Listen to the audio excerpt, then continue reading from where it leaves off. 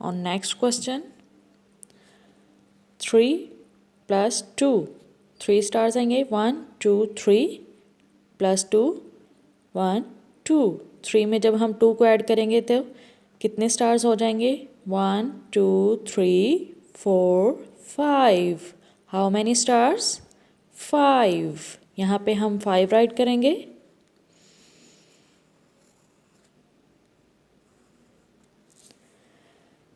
जी 3 plus 3.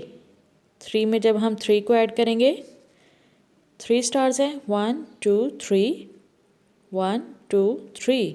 3 में 3 को add करें 1 2 3 4 5 6. How many stars 6. यहाँ पे 6 राइट करेंगे.